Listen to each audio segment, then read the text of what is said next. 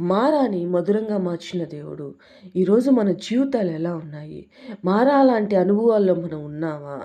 జీవితంలో నెమ్మది లేక, సంతోషం లేక, సమాధానం లేక, ఇక్కడితో చాలు నా జీవితం అనుకునే పరిస్థితిలో మనం జీవిస్తున్నావా?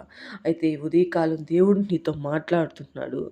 నీ మీద నీతి వర్షం కురిపించినట్లు ఇదివరకెన్నడూ దున్నని బీడు భూమి నీవు దున్నుదువు. దేవుడు నీతో మాట్లాడుతున్నాడు.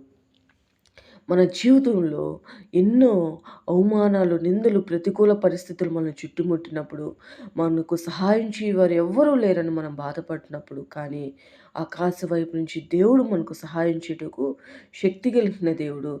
ఏనాడు ఆయన మనల్ని విడిచిపెట్టే దేవుడు కాడు. దేవుడు మన మీద నీతి వర్షం కురిపిస్తాడు. ఎలాంటి నీతి వర్షం కురిపిస్తాడంటే, ఈనాడు మనల్ని విడిచిపెట్టు దేవుడు కాదు. మనం ఎలా ఉంటే ఆయన మన మీద నీతి వర్షం కురిపిస్తాడు అంటే, మనం యథార్థంగా దేవుడు మీద నమ్మకంతో దేవుడి కార్యములు జరిగించుటకు శక్తి కలిగిన దేవుడని మనం విశ్వసించినప్పుడు ఆయన మన మీద నీతి వర్షం కురిపిస్తాడు.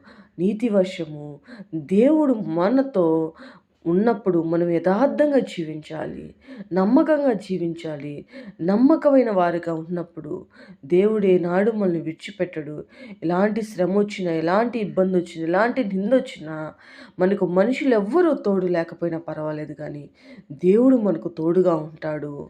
ఆయన మాట ఇస్తే తప్పని దేవుడు. నిశ్చయంగా మన జీవితంలో ఆయన గొప్ప